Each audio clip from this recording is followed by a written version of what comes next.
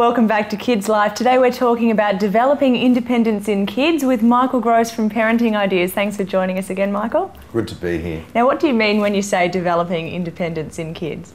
It's actually making yourself redundant from the earliest possible age as a parent. Sure. The job of anyone in the lives of kids, whether you're a teacher or a parent, is actually in some ways to get out of the way and allow kids to do things.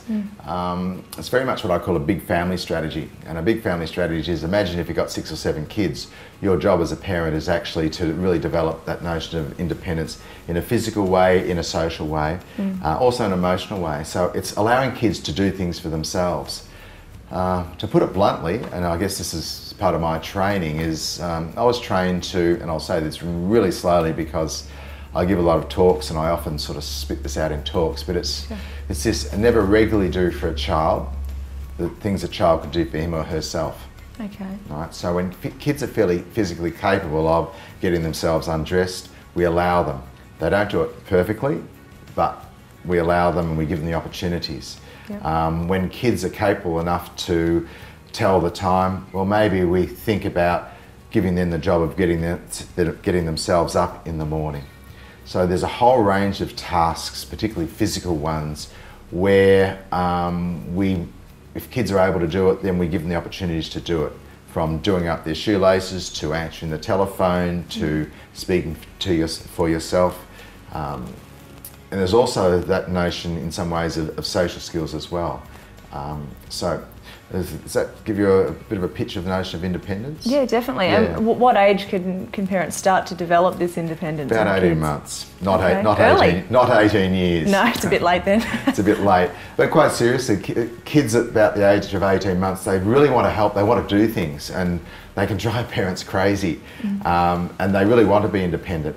And that's the stage when we need to actually start developing that notion of independence, and sitting kids up next to you on the bench and letting them help you. When they're playing with toys, it's helping them pack them away. So it's getting them really busy at the stage when they really want to help. And it's building scaffolds. If you've got your 4-year-old, you don't turn around to your 4-year-old and say, roast 3-course meal tomorrow, roast meal for all the 3 veg. Can't do it that way. You sort of build scaffolds, so you might actually get them helping you peel the vegetables, setting the table, and you work from there. And what about parents who have done everything for their children their whole lives? How do they eventually just let go and pull back? That's a hard one. You've made a rod for your own back. Sure, there are a lot of parents out there. Yeah, look, it happens. So sometimes we as parents forget that our job is to give kids the skills to cope and to deal with things, and very much the job of being a parent is actually being the teacher and not the doer for them.